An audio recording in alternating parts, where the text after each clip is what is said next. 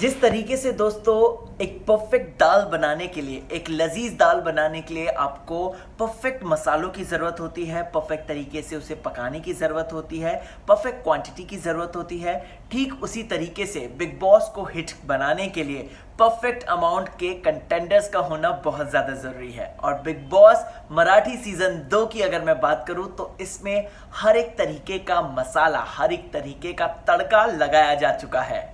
आपको बताना चाहता हूं, जहां पर एक तरफ डांसर्स हैं, एक्टर्स हैं, वेटरन एक्टर्स हैं, कॉमेडियंस हैं और शेफ हैं दोस्तों, तो वहीं दूसरी तरफ आपको बताना चाहूंगा एक पॉलिटिशियन भी है। जी हां, स्वागत है आपका आपके फेवरेट चैनल में। मैं हूं राहुल भोज। सबसे पहले दोस्तों, आज के अगर मैं एपिसोड की बात करूं, जो कि ग्रैंड फिनाले एपिसोड था, बड़ा ही मजा आ गया। जिस तरीके से अलग अलग कंटेंडर्स का इंट्रोडक्शन होता है, जिस तरीके से दोस्तों अलग अलग तरीके के कंटेंडर्स आते हैं, मैं अपना प्रेडिक्शन इस वीडियो में बताऊंगा कि कौन किस तरीके का हो सकता है, नंबर 1। प्लस उसके कैरेक्टरिस्टिक्स देखकर हम क्या ऑब्जर्व कर सकते हैं, क्या मेरे ऑब्जर्वेशन है, ये सारी बातें आपको बताएगा आपके फेवरेट चैनल में। तो दोस्तों, आज का एपिसोड जब होता है तो हम देखते हैं कि हमारे होस्ट एंड दोस्त, यानी कि हम सबके फेवरेट महेश मांजरेकर साहब आते हैं शो होस्टिंग के लिए और आते ही चार चांद लगा देते हैं। सबसे पहले वो घर का दर्शन हमें कराते हैं दोस्तों, और हम जब घर में एंटर करते हैं हमें प्योर एंड प्योर महाराष्ट्र की फीलिंग आती है।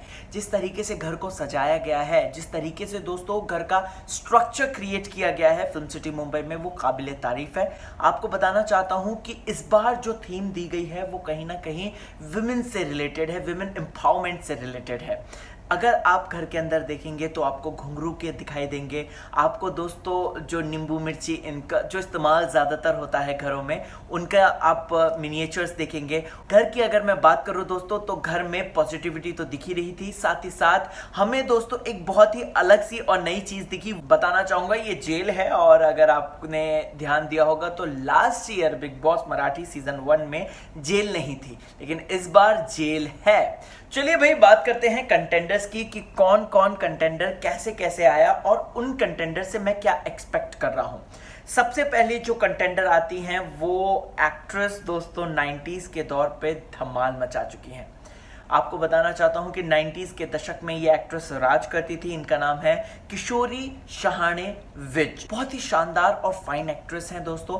जब ये घर में एंटर करती हैं, हमें इनका फर्स्ट एंट्री पे ही पता चल जाता है कि किशोरी शहाणे सभी का दिल जीतने वाली है, अपनी काबिलियत से नंबर 1, अपनी आवाज से नंबर 2, अपने हाव भाव से, और प्लस नंबर 4 दोस्तों अपने संस्कारों से। जिस तरीके से मैम एंटर करती हैं, नमन करती हैं घर को, और फिर उसके बाद तुलसी माता को नमन करती हैं, तो ये पता चल रहा है कि she is very much balance kind of character. और प्लस घर में अगर कहीं झगड़ा होगा दो पार्टीज के बीच में, अगर कहीं गुटबाजी होगी, तो ये तो एक लीड बनने ही वाली है, क्योंकि हर कोई उनसे इन्फ्लुएंस लग रहा है। हर कोई देख रहा है कि ओ किशोरी मैम है यहाँ पे, तो किशोरी मैम है यहाँ पे, तो अगर हम उनके पास रहेंगे तो कहीं ना कहीं हमें फुटेजेस ज़्यादा मिलेंगे। क्यों? क्योंकि किशोरी शहाणे जो है एक वेटरन एक्ट्रेस हैं। वहीं बात करूं दोस्तों उनके संस्कारों की, तो वो दिल जीत के ले जाती हैं। फिर उसके बाद जब वो कैमरे के आगे अपनी बातचीत रख रही हैं, फिर उसके बाद दोस्तों वो जिस तरीके से काम एंड कंपोज वे में और बहुत ही वार्म हार्टेडली लोगों को एक्सेप्ट कर रही हैं, उन्हें ग्रीट कर रही हैं, देखना इंटरेस्टिंग रहेगा कि किशोरी मैम किस तरीके से शो में आगे बढ़ेंगी। और मुझे पता नहीं क्यों अभी से ही एक फीलिंग आ रही है कि यस, इनका भविष्य उज्जवल है बिग बॉस मराठी सीजन 2 में, और कहीं ना कहीं ये आगे बढ़ेंगी और फिनाले तक जरूर पहुंच सकती हैं। दूसरे जो इंटरेस्टिंग जोड़ी आती हैं दोस्तों, कपल वे में आती हैं, एक्चुअली सेकंड और थर्ड आते हैं कंटेंडर्स, तो ये हैं दिगंबर नाइक जी और नेहा शितोले। दोनों की ही जो एंट्री होती है बड़ी ही फनी वे में होती है। जिस तरीके से वो बोलते हैं कि अरे बिग बॉस आप कहाँ जा रहे हो, वो कहती है मैं हिमालय जा रहा हूँ, आप कहाँ जा रहे हो, तो इस तरीके की जो नोकझोंक होती है। फिर उसके बाद जाके जिस तरीके से झगड़ा होने लग जाता है, मैं कहना चाहता हूँ ये नेहा शितोले जो हैं वो बहुत ज़्यादा जो है अपने लिए स्टैंड रखेंगी, और साथ ही साथ नेहा शितोले कहीं ना कहीं जब झगड़ा होगा तो ऐसे नहीं कि दुबक कर बैठ जाए, नेहा शितोले मुंह तोड़ जवाब देगी। अगर आपको उनका परफॉर्मेंस नेटफ्लिक्स की ओरिजिनल सीरीज यानी कि सेक्रेट गेम्स का याद होगा तो आपको पता चल जाएगा कि this girl is a real fighter. वहीं मैं दिगंबर नाइक जी की बात करूं तो उनकी कॉमिक टाइमिंग, उनके जो पंचेस होंगे वो लाजवाब होंगे और हमें हंसाएंगे और कहीं ना कहीं गुदगुदाएंगे। मुझे लग रहा है कि जिस तरीके से लास्ट ईयर भूषण काड़ू जी को लिया गया था, उनकी जो कॉमिक टाइमिंग थी, उनकी जो हाजिर जवाबी थी, सेम वही कहीं ना कहीं यहाँ पर भी मैच होगी दोस्तों। और हमें शो में फुल ऑन एंटरटेनमेंट देखने को मिलेगा दिगंबर नाइक जी को लेकर। अब मैं दोस्तों चौथे कंटेंडर की बात करना चाहता हूं। ये कंटेंडर ऐसे हैं जिन्होंने एंटर करते ही घर वालों का अटेंशन अपनी तरफ सीख कर लिया। मैं बात कर रहा हूं दोस्तों अभिजीत बिचकुले जी की। दोस्तों जब ये घर में एंटर करते हैं, ये अपने आप को इंट्रोड्यूस करते हैं, तो कुछ लोग बिचकुले बिचकुले कह रहे थे। वो कहते हैं कि बिचकुले आप ऐसे बोलिए, ये नाम नहीं है। आपको बताना चाहता हूं दोस्तों, सातारा के दादा के नाम से भी ये मशहूर हैं। पॉलिटिशियन हैं और समाज कार्यकर्ता हैं। समाज में लोगों की मदद करते हैं और इनका एक सपना है राष्ट्रपति बनना है इनको। यहाँ पर आपको बताना चाहूँगा कि अभिजीत भाई ने जब एंट्री करी, तो एंट्री करते ही दादा ने जो है देख लिया कि ओ यहाँ पर तो भाई किशोरी मैम है, तो वो किशोरी मैम के ज़्यादा क्लोज होने लग गए। आपने देखा होगा ध्यान से, तो मतलब एंटर करते ही फर्स्ट मोमेंट से ही वो बोलने लगे आई एम योर फैन, और फिर उसके बाद किशोरी मैम से ही बातचीत करना, उन्हीं के आसपास रहना। तो कहीं ना कहीं उन्होंने देख लिया है कि ओके किशोरी मैम के साथ रहना है। कहीं ना कहीं अगर कल को गुटबाजी होती है तो ये जो है वो किशोरी मैम के साइड ही जाएंगे, क्योंकि वो बहुत ज़्यादा इन्फ्लुएंस्ड लग रहे थे किशोरी मैम से। बात करना चाहूँगा दोस्तों इनके नेचर की, तो इनका नेचर है ना बड़ा ही अटपटा सा लगा मुझे। और मुझे क्या, घर वालों को, बाकी सबको लगा। और घर वाले ये सोच रहे हैं, इनफैक्ट किशोरी मैम ने ये भी बोला था कि आप अटेंशन को ज़्यादा ही सीख कर रहे हो और आप सभी का ध्यान अपनी तरफ आकर्षित कर रहे हो, जब वो अंताक्षरी खेल रहे थे उस वक्त। लेकिन उन्होंने जो गाना सुनाया दोस्तों वो अमेजिंग था लिटरली। और ये जो बंदा है ना, मतलब अभिजीत भाई जो है, ये हमें एंटरटेनमेंट का डोज ज़रूर देंगे आने वाले दिनों में। आई एम तो सुपर एक्साइटेड टू सी कि वो किस तरीके से परफॉर्म करते हैं।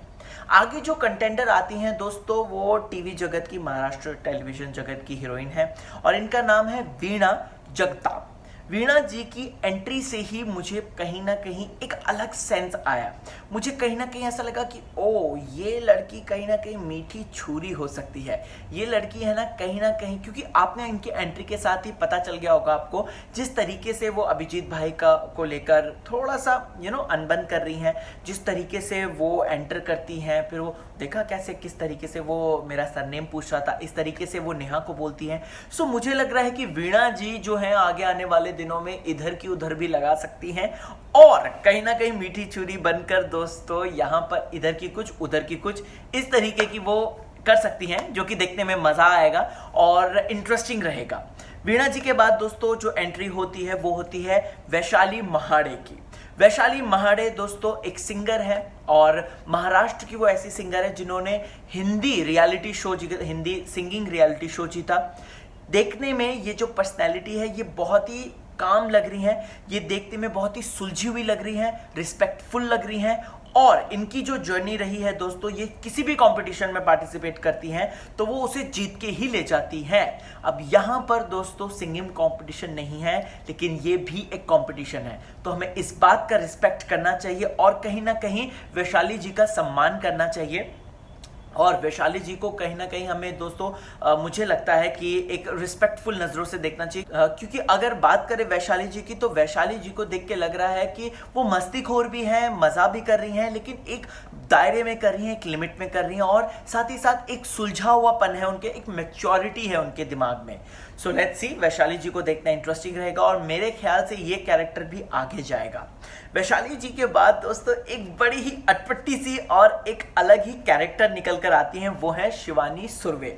शिवानी सुर्वे की एंट्री पे दोस्तों मुझे मेघा जी की याद आ गई, मेघा धाड़े जी की। जिस तरीके से यहाँ पर वो कहती हैं कि लोग मुझे कहते हैं कि इसमें एटीट्यूड बहुत है, राइट, और उसके बाद आते ही वो कहीं ना कहीं दोस्तों अभिजीत भाई के साथ डिशुम डिशुम कर बैठती हैं। मतलब कि अगर मैं बात करूं दोस्तों, तो अभिजीत जी जो हैं वो उनके सर चढ़ गए हैं और मुझे लग रहा है कि आगे आने वाले दिनों में इन दोनों के बीच में खतरनाक कॉन्वर्जेशन होने वाली है, झगड़ा होने वाला है, लड़ाई होने वाली है। शिवानी जी को देखकर मुझे लग रहा है कि ये एक शॉर्ट टेम्पर गर्ल है और ये एक हॉट हेडेड गर्ल है, जो कि मतलब अब तो करना ही है, झगड़ा करना ही है तो करना ही है। मतलब अगर बात करें तो she is the female version of अस्ताद काड़े। अभी तक ऐसा लग रहा है। खैर पहले दिन हम जज नहीं कर सकते दोस्तों, लेकिन यस इतना देखकर कह सकता हूं कि शिवानी कहीं ना कहीं जो है फीमेल वर्जन ऑफ अस्ताद भाई हैं। कंपेयर नहीं करना चाहिए, लेकिन स्टिल मुझे जो लास्ट ईयर की नॉस्टैल्जिया है वो मैं आप लोगों के साथ शेयर कर रहा हूं। मूविंग ऑन दोस्तों, एक बड़ा ही हैंडसम डूड आता है और ये है शिव ठाकरे। शिव ठाकरे जब इंट्रोड्यूस होता है तब ये जिस तरीके से अपने सरनेम और बीच के मिडिल नेम को इंट्रोड्यूस कराता है, हम सब चौंक जाते हैं कि बाप रे बाप इतना लंबा नाम। बताना चाहता हूं दोस्तों, ये MTV रोडीज में भी पार्टिसिपेट कर चुके हैं और एक अलग छाप छोड़ी थी इन्होंने। शिव की अगर बात करूं तो ये एक हंसमुख लड़का है और ये एक मस्तीखोर लड़का है। ये कहीं ना कहीं थोड़ा सा चापलूस किस्म का भी है, क्योंकि ये जिस तरीके से महेश सर को बोल रहा था कि मैंने सपना देखा, मूवी वाली बात, फिर महेश सर भी इसकी टांग खींच रहे थे।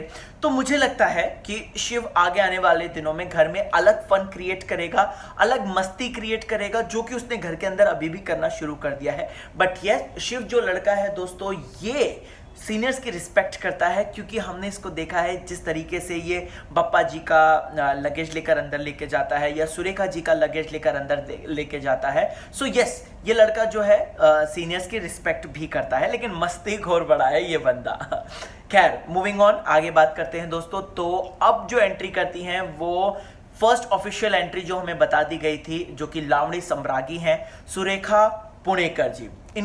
ये मुझे बड़ी चटपट किस्म की लगी, जिस तरीके से हमारे आसपास में इस तरीके की लेडीज होती हैं। तो मुझे लगता है कि सुरेखा जी भी बड़ा ही घमासान कर सकती हैं घर के अंदर, जिस तरीके की उनकी हाजिर जवाबी है जो कि महेश सर के साथ वो कर रही थी और फिर उसके बाद घर में अंदर आने पर करा। तो इनसे बहुत ज़्यादा मुझे एक्सपेक्टेशंस हैं एंड मुझे लग रहा है कि बिग बॉस आने वाले दिनों में जो है इनका एक स्पेशल लावणी एक्ट भी रखेंगे अंदर, और कहीं ना कहीं यह हमें अपने लावणी मूव से भी एंटरटेनमेंट का डोज देते हुए नजर आएंगी।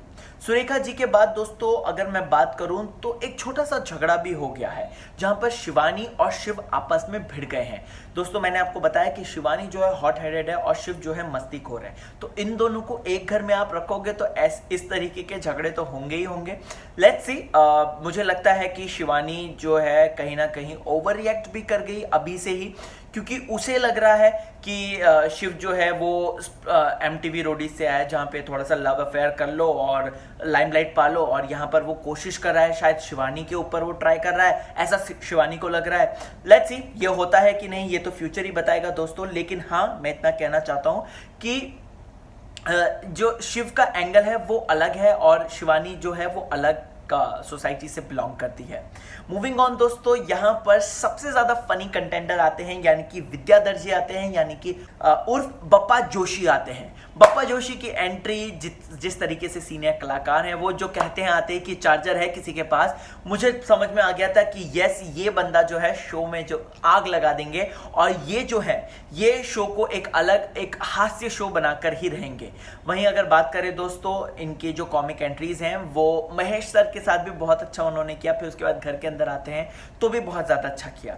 इसके बाद दोस्तों एक अलग ही विचित्र तरीके के कंटेंडर आते हैं जो कि एक शेफ हैं जिनका नाम पराग कानहरे हैं। पराग जी की जो चिंता है कि ऑब्वियस सी बात है ये सेलिब्रिटीज हैं, इनकी फैन फॉलोइंग होगी और मैं एक शेफ हूं, मेरी फैन फॉलोइंग नहीं है उतनी, तो कहीं ना कहीं वो लोगों का दिल जीतने की भी कोशिश करेंगे। लेकिन मैं ये पराग के बारे में ऑब्जर्व किया कि वो इंट्रोवर्ट किस्म के हैं, शाय किस्म के हैं। तो पराग बाबू आपको थोड़ा सा खुलना होगा, क्योंकि ये बिग बॉस का मंच है और यहाँ पर आपको वोकल होना होगा, यहाँ पर आपको अपने आप को प्रेजेंट करना होगा। मूविंग ऑन, आगे बढ़ते हैं तो आती हैं दोस्तों मैथिली जावकर जी। मैथिली जी एक बहुत बेहतरीन डांसर हैं, लोकप्रिय अभिनेत्री हैं और साथ ही साथ सेंसर बोर्ड की भी अध्यक्षा रह चुकी हैं। मैथिली जी भी सुलझी हुई लग रही हैं। लेट्स सी आगे आकर कितना वो झगड़ा करेंगी या फिर प्रेम से रहेंगी, ये तो फ्यूचर ही बताएगा।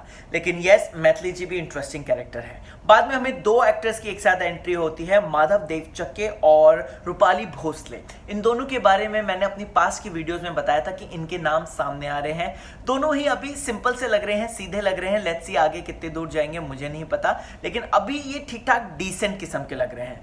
आगे आने वाले दिनों में असली रूप इनके खुलेंगे। Last but not the least दोस्तों आते हैं अभिजीत केड़कर। अभिजीत की जो एंट्री होती है डांस के साथ होती है और वो कहते हैं कि मैं एंटरटेनर हूं।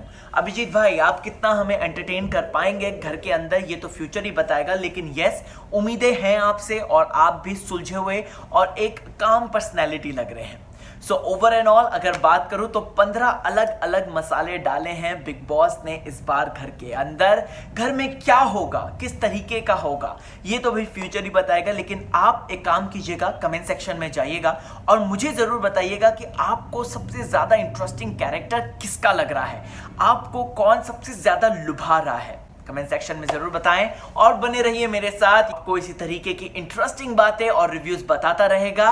तब तक के लिए राहुल भोज का आपको नमस्कार। हसत रहा, मजत रहा, टेंशन देऊ नका आणि टेंशन घेऊ नका।